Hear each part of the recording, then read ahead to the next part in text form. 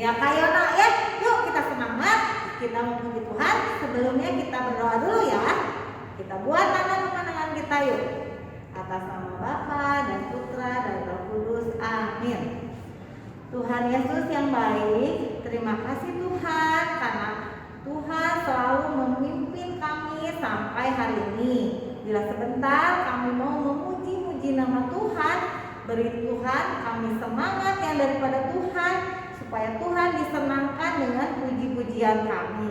Terima kasih Tuhan Yesus, kami siap memuji nama Tuhan. Amin. Atas nama Bapa dan Putra dan Roh Kudus, amin. Ya, anak-anak, coba siapa yang suka baca Alkitab? Ya. Yang belum, ayo mulai sekarang kita baca Alkitab kita ya. Hari ini kita mau nyanyi ALKITAB ya, Alkitab. Siap ya? Yuk.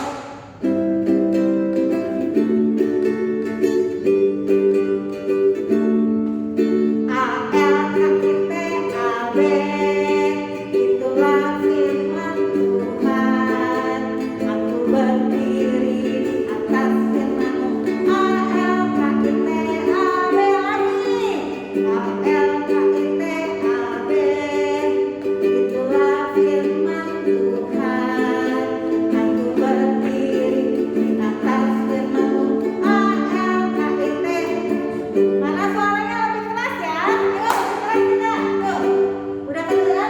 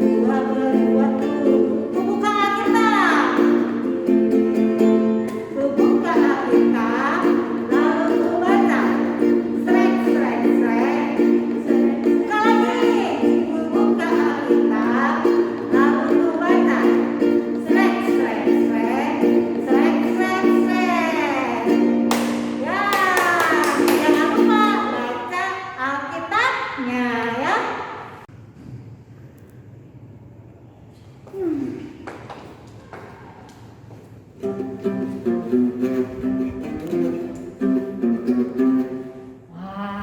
Kak Eli lagi apa ya? Aku mau menyelidiki nih, mau mengintai. Dia pergi sama siapa, mau ngapain. Habis gerakannya mencurigakan. Yuk kita ikuti yuk, jangan sampai ketahuan ya.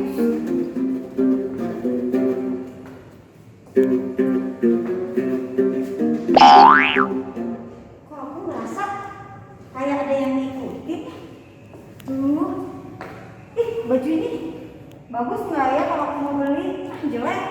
Nanti aku cari lagi deh.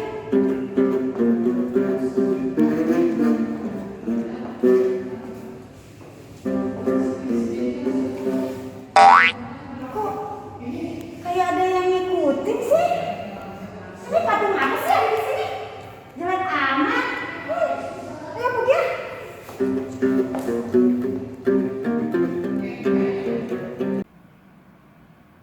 Halo anak-anak, yuk kita dengarkan firman Tuhan. Sebelumnya kita minta pimpinan Tuhan dulu. Mari kita berdoa. Atas nama Bapa dan Putra dan Roh Kudus, amin. Tuhan Yesus yang baik, terima kasih Tuhan karena Tuhan sudah menyertai kami sampai hari ini. Bila sebentar kami mau mendengarkan firman Tuhan, kiranya Tuhan berbicara melalui Ibu Silvi supaya Tuhan bisa menyampaikan sesuatu kepada kami semua. Terima kasih Tuhan Yesus, kami mau dengar-dengaran, berbicaralah, kami siap untuk mendengarkan firman Tuhan. Amin. Atas nama Bapa dan Putra dan Roh Kudus, amin. Ya anak-anak, kita mau baca dulu ya dari Lukas 1 ayat 1 sampai 4. Hanya 4 saja ya. Yuk silahkan kalian baca ya. Theophilus yang mulia, banyak orang telah berusaha menyusun suatu berita tentang peristiwa yang telah terjadi di antara kita, seperti yang disampaikan kepada kita oleh mereka yang dari semula adalah saksi mata dan pelayan firman. Karena itu, setelah aku menyelidiki segala peristiwa itu dengan seksama dari asal mulanya, aku mengambil keputusan untuk membukukannya dengan teratur bagimu, supaya engkau dapat mengetahui bahwa segala sesuatu yang diajarkan kepadamu sungguh benar. Nah, jadi dari pembacaan firman Tuhan tadi diajarkan bahwa ini Alkitab ya. Alkitab ini berisi tentang apa tadi? Peristiwa-peristiwa yang betul-betul terjadi. Pengalaman-pengalaman orang-orang yang sudah mengalaminya. Nah, jadi Alkitab itu adalah berisi tentang kabar baik. Ayo, siapa yang mau mendengarkan kabar baik? Nah, kesatu, jadi firman Alkitab atau firman Tuhan itu berisi tentang kabar baik. Kabar baik tentang siapa? Tentang Tuhan Yesus penyelamat kita. Ya, yang kedua, Alkitab itu berguna untuk mendidik atau mengajar kita. Yang ketiga, Alkitab juga menegur kita kalau kita ada salah. Nah, Miss Silvi sangat suka sekali satu bagian firman Tuhan. Siapa yang pernah dengar cerita ini? 12 pengintai. Ya, apa itu pengintai? Ya, pengintai itu tadi tuh kayak yang diperagakan sama Kak Eli ya, sama Ibu Silvi. Jadi Ibu Silvi tadi apa? Memata-matai, mengintai Kak Eli untuk apa? Untuk menyelidiki apa yang dilakukan Kak Eli ya. Pergi kemana Kak Eli gitu ya. Tapi jangan sampai ketahuan sama Kak Elinya ya. Nah, Ibu Silvi juga akan menceritakan tentang 12 pengintai. Nah ya, begini ceritanya.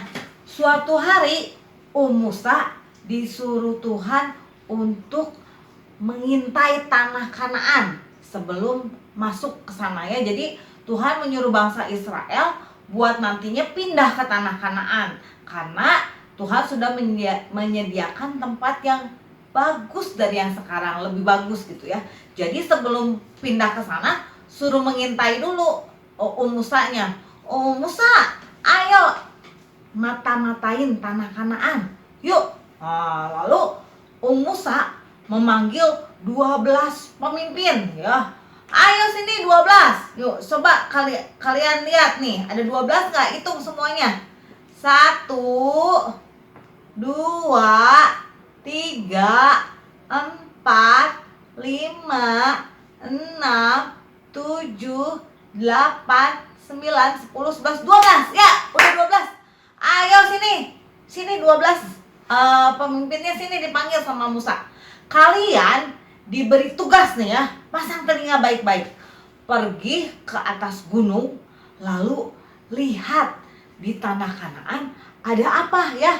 Lalu kedua belas pengintai itu pergi naik ke puncak gunung. Naik ke puncak gunung, tinggi sekali. Wah, apa yang dilihat oleh pengintai itu? Ya tadi pengintainya ada berapa? Ada 12. Nah, di tanah Kanaan orangnya besar-besar dan tahu makanannya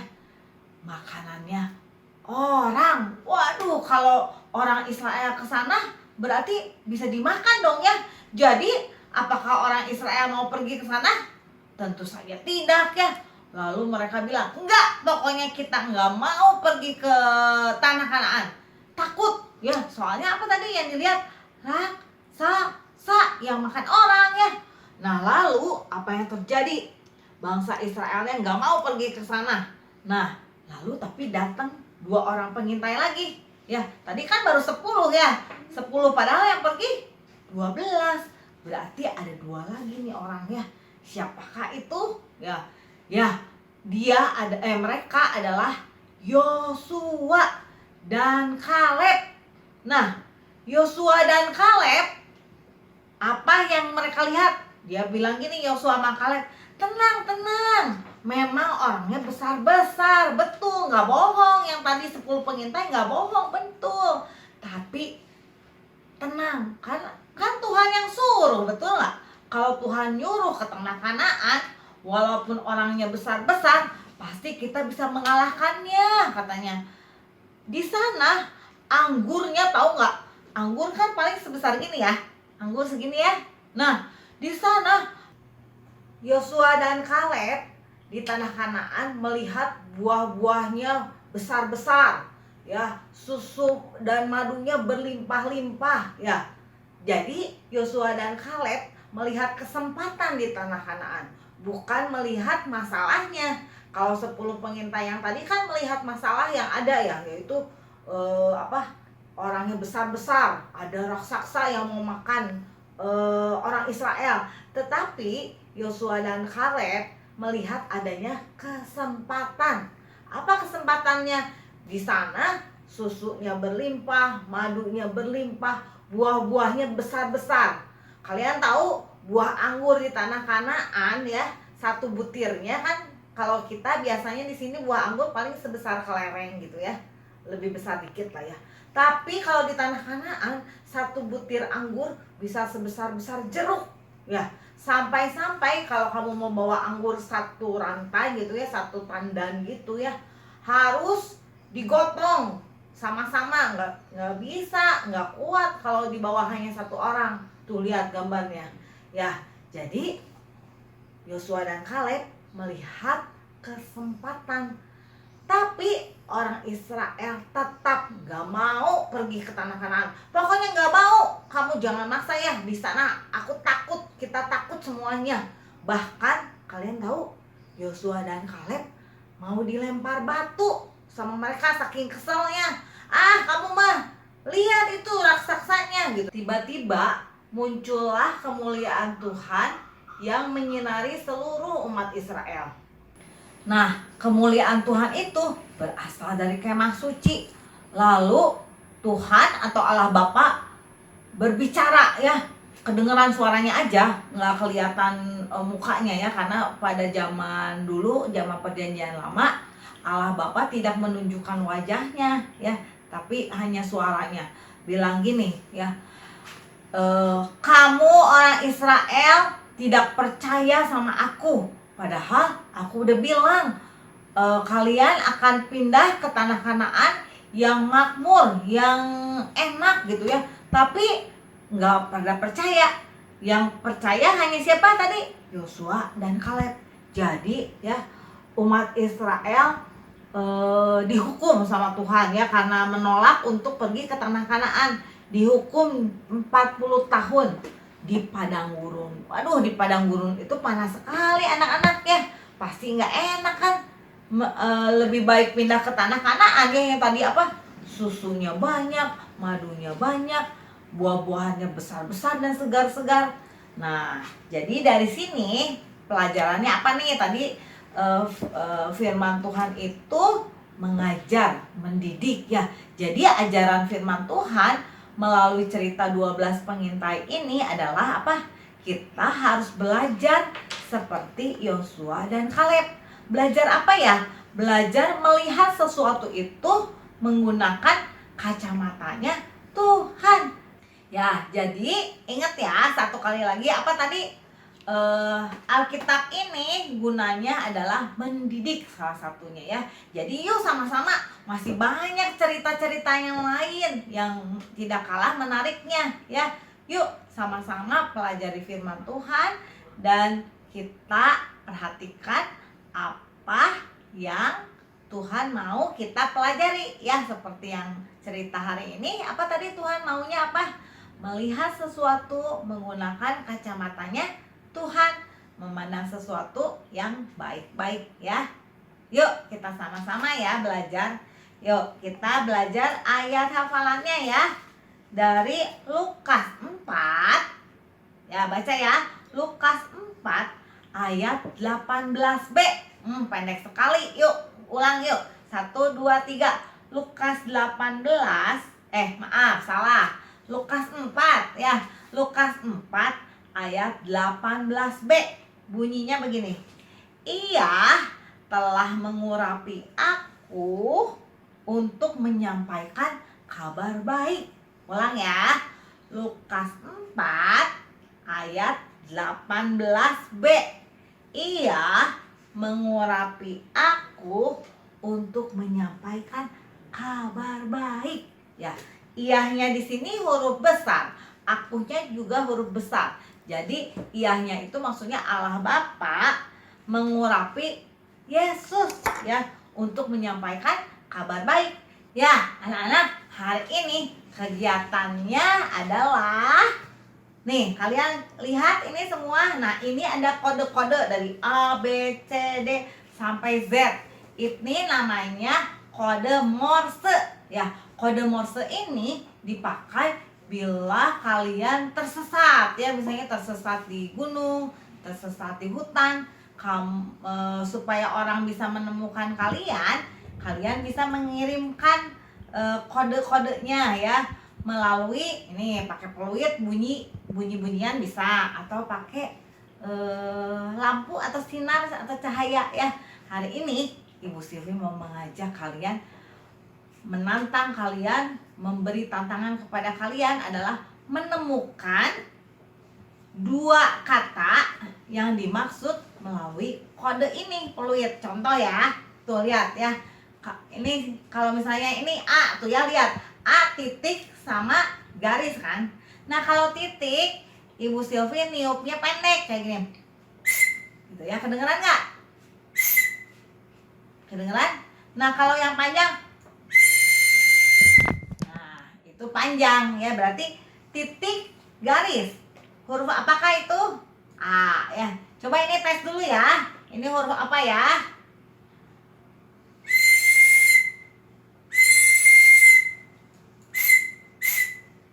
Pa. Ulang ya.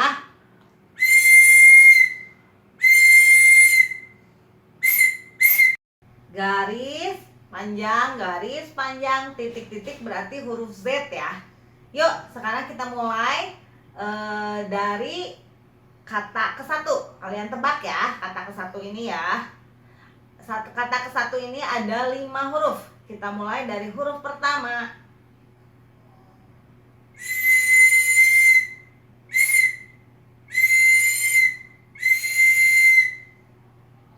kalian temukan huruf apakah itu? Lanjut huruf kedua.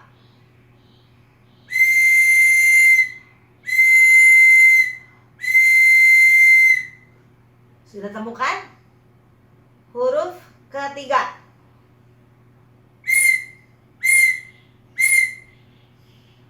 Huruf keempat.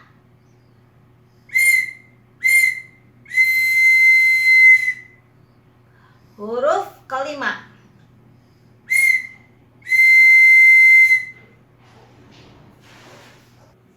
Ya, kata kedua ya. 5 huruf juga. Kalian beri garis dulu. 1, 2, 3, 4, 5 ya. Siap ya? Huruf pertama.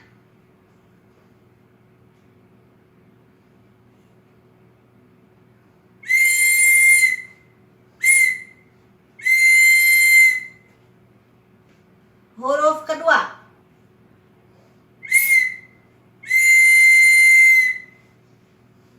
Huruf ketiga.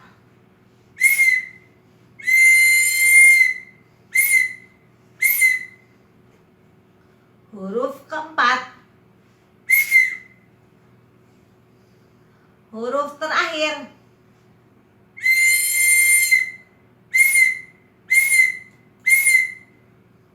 Selesai. Sudah menemukan 2 kata? Silahkan foto lalu kirim ke Bina Iman. Ke WA Bina Iman maksudnya ya. Sampai ketemu minggu depan. Ya, kita tutup ceritanya, firman Tuhannya dengan doa ya. Yuk, kita doa ya. Semuanya ayo, tutup matanya, lipat tangannya ya. Ibu jari dan telunjuk, jari tengah yang panjang, jari manis untuk cincin, jari kelingking ku sayang. Ku berhitung 1, 2, 3, 4, dan 5. Lipat tangan, tutup mata, mari kita berdoa.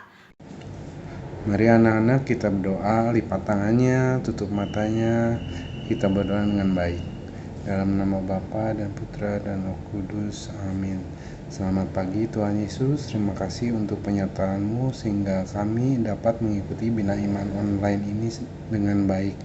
Bapa, ajar kami Tuhan seperti pembahasan Ibu Silvi tadi, agar kami dapat melihat segala sesuatu dari kacamata-Mu saja ya Tuhan, dan kami selalu percaya akan kehendak-Mu. Bapa, kami juga mau berdoa untuk virus corona yang baru ini Tuhan, agar tidak semakin bertambah banyak, dan semoga kami juga dapat bina iman anak lagi seperti sedia kala. Kami serahkan semua ke dalam tangan-Mu ya Tuhan. Terima kasih Bapa, amin. Dalam nama Bapa dan Putra dan Roh Kudus, amin. Sekalian, anak-anak Dia Santo Mikael, selamat hari Minggu, salam sehat, dan Romo akan kasih berkat untuk anak-anak sekalian dan seluruh keluarga. Tuhan sertamu dan sertamu juga. Anak-anak sekalian, keluarga, dan seluruh kegiatanmu hari ini senantiasa dicintai, dilindungi, dibimbing, dan diberkati oleh Allah yang Maha Kuasa, Bapa dan Putra dan Roh Kudus. Amin.